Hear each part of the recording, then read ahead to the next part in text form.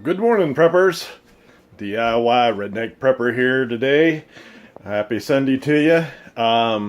Today, today's preparations are basically going to be egg souffle on the grill. Anyway, I'm going to show you how to make enough egg squares to last a week. Basically, you can put them on bread and make sandwiches out of them.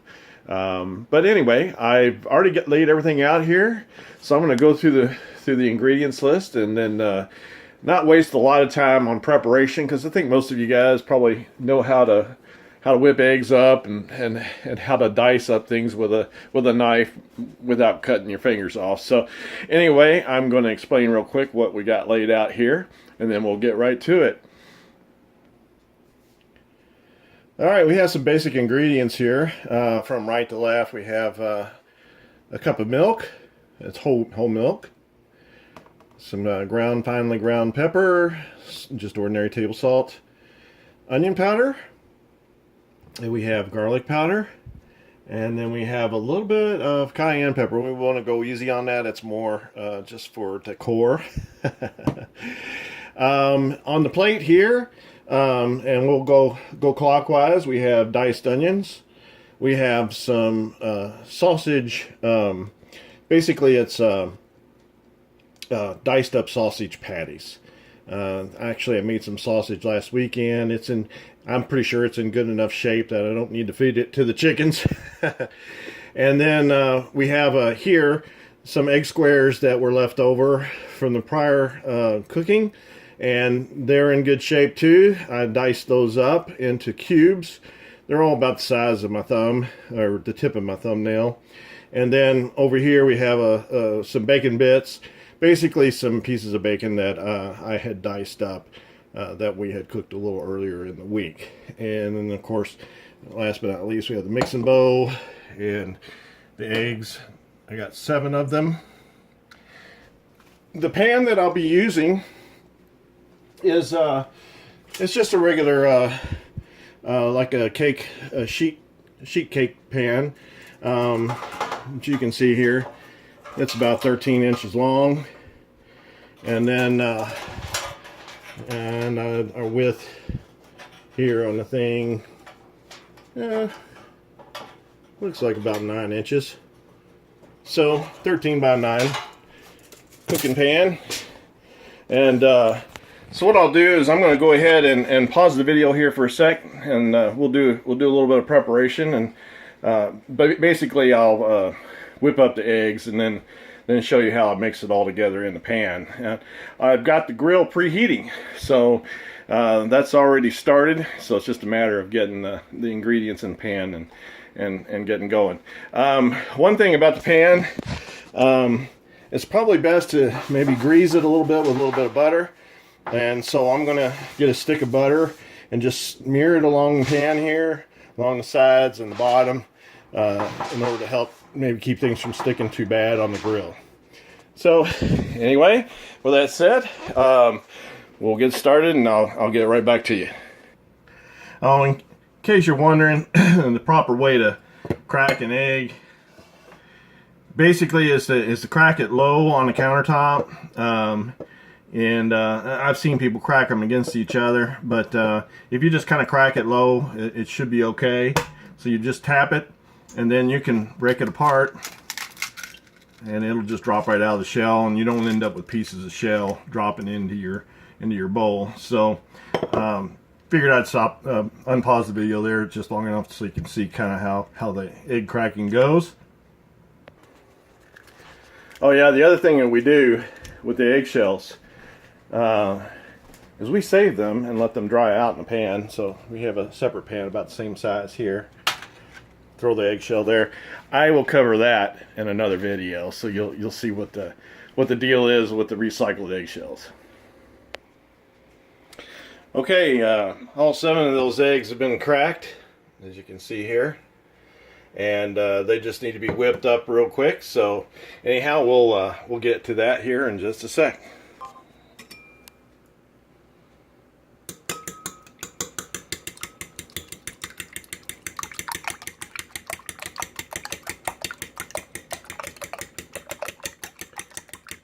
the key to scrambling eggs is just rapid clockwise rotation with the fork. And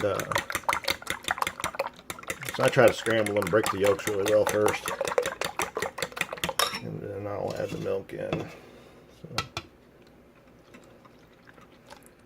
And I know a cup of milk seems like a lot. And it may be a hair too much.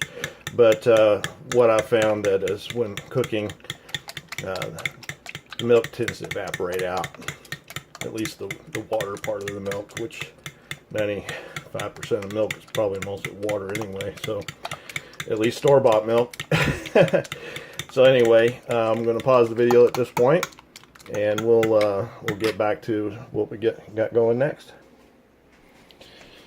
Going to demonstrate the greasing of the pan here. Just going to be hard to hold the camera and do this at the same time, but anyhow, I'll kind of show or demonstrate a little bit of how that's done. But basically, you just get the butter stick out, and it doesn't require softened butter.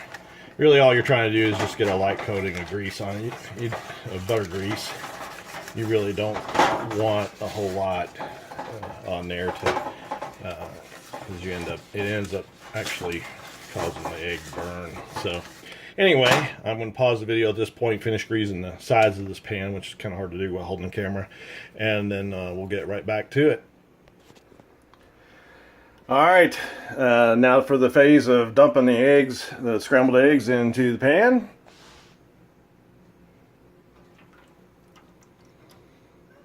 And that pan's greased up well enough, I'd say, from about a minute or two ago. So they should cook pretty well in there without sticking too bad. And then we're going to add the ingredients. And again, like I said, you can choose your own ingredients, whatever you like. If there's things you don't like on this plate, you obviously can choose whatever you want. This kind of breakfast meal basically is to cook up the egg, get it sliced up in squares that are portion sized for the morning I get up and go to work, because I'm pretty slow about it anyway, and I need all the help I can get to get breakfast in and out the door. So anyhow, I'll be dumping this stuff in, spreading it out on the eggs, and then we'll get the show on the road. But I'll show you a little bit of kind of spreading it out, just so you got the idea. So here's a little bit of onions, and we just kind of, obviously having clean hands is a good idea. So I've washed my hands since I've done the work on the car outside, so so I don't think there's any chance of motor oil being mixed in here. So anyway, you got the idea. Basically, I've got the onions in. I'm going to be putting the remainder of the ingredients in: the diced sausage, the diced eggs from last week, bacon bits, and then there's some pulled pork that a buddy of mine made, and he made it about a week ago, and he had it frozen in a vacuum bag, and I figured, well, throw that in there too, make it a little variety. So anyway, pause it at this point, and then we'll get right back to you.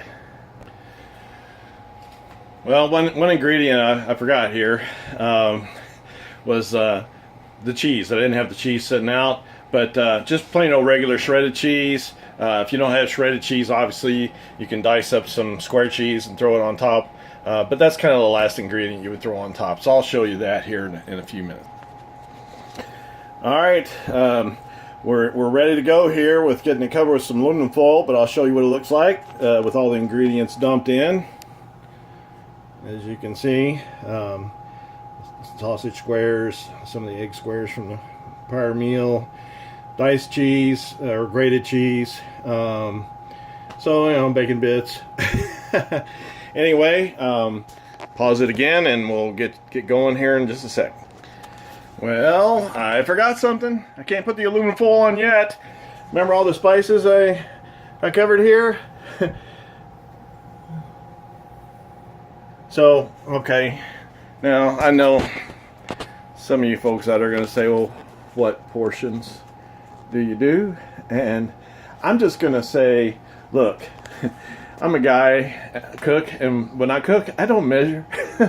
But you could say probably, I'd say about, oh, I don't know, half teaspoon of that, of black pepper. No, I'm sorry, it's kind of a mirror image here, but, and then we have table salt, probably about, oh, half teaspoon of that. Onion powder, probably not so much, maybe quarter teaspoon. But, you know, the rule I go by when cooking is you throw in what you think, and then you throw in a little bit more. So anyway, then we got the garlic powder. And again, that's probably about a quarter teaspoon to a half. Unless you like garlic, throw a whole teaspoon in there. And then cayenne pepper. Unless you like things really hot, you might want to go a little easy on that one. Quarter teaspoon sprinkled out all over the top. I wouldn't go over a half, but hey, it's up to you. Anyway, I'll pause at this point and get the powdered seasoning on there, and then we'll cover it with the aluminum foil.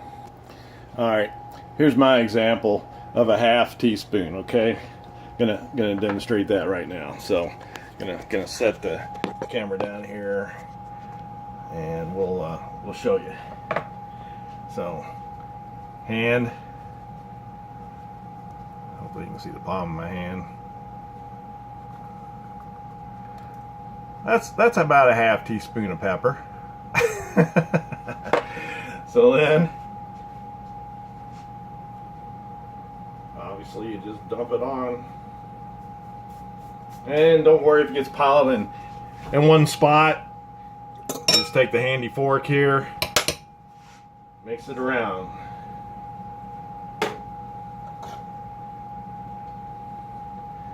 That way at least you won't get one bite that's like full of pepper. So anyway, it probably doesn't hurt to do that, a little bit of mixing every time you put it in, because you're not going to get evenly dispersed anyway. Half teaspoonful of garlic powder. So I'm hoping you get the general idea.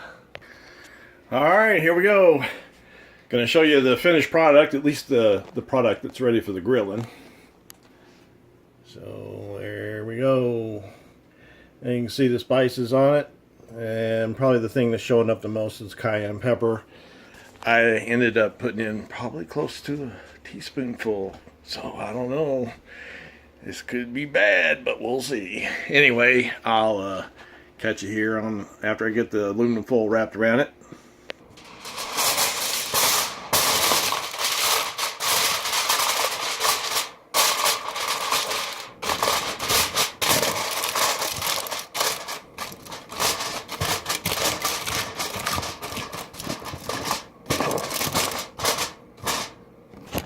Alright, here we go.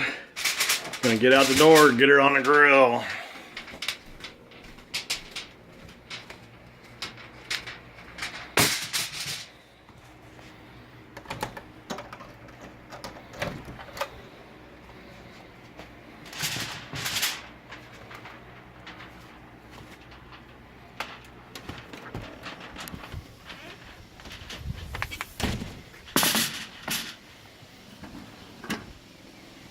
See, the grill's already preheated.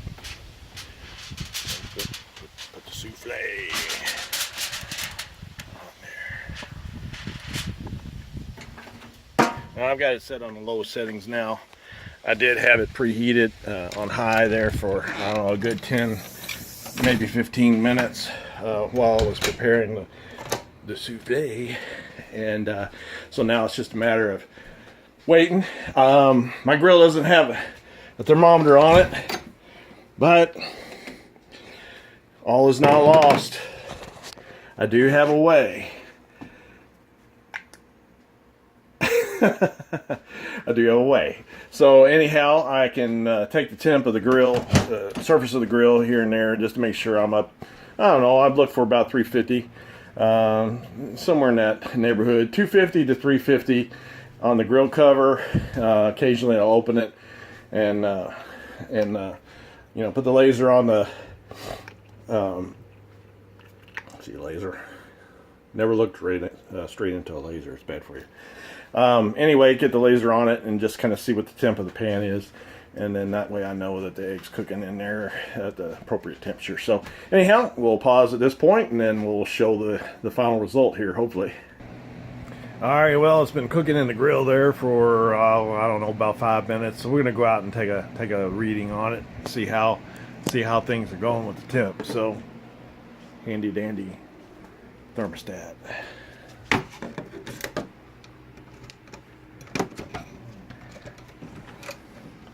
The door's kind of hard to get open without both hands. Anyway, here we go. Now, I'm not going to show you the display of the infrared thermometer because it's going to be in mirror image anyway, so it'll be reversed. But we're showing about 220 degrees on the surface of the grill. So just right at the surface, about 220 degrees, which means on the inside it's probably up there around 300. Actually, it's a little high. It's actually around 450. So that's probably a little too hot, but I do have it set on its lowest settings. So maybe the next thing to do is turn the middle burner off, and which I'll go ahead and do right now, because we don't want to overcook things. We'll end up with a souffle that's got a burnt bottom on it. So anyway, the souffle itself, surface temperature, on the aluminum foil, we're showing around 221 degrees. I know if you got a mirror, I guess you could read that. So, but anyhow, 221 degrees Fahrenheit on the surface of the foil, which is probably okay because, again, boiling point of water at this altitude is right at 200 degrees. So we should have, I would say, thoroughly cooked eggs here within another 10 minutes. Well, it's time to pull it off the grill.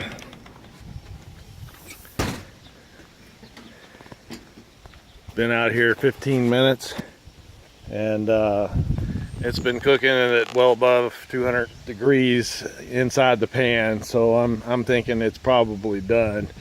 Anyhow, we're gonna take it in and pop the top off, the aluminum foil off, and then let's take a look at it, see what you think. Well, ready to take a look at the DIY Redneck Preppers souffle from the grill. Anyhow, I'm going to undo the wrapping here. Gotta be kind of careful, as I'm sure there's some hot steam in there, so I don't want to burn my hands. I haven't really given it a lot of time to cool down. It's sat here maybe a couple minutes since I paused the video, but anyhow, we'll pop the top off, and oh boy, as you can see,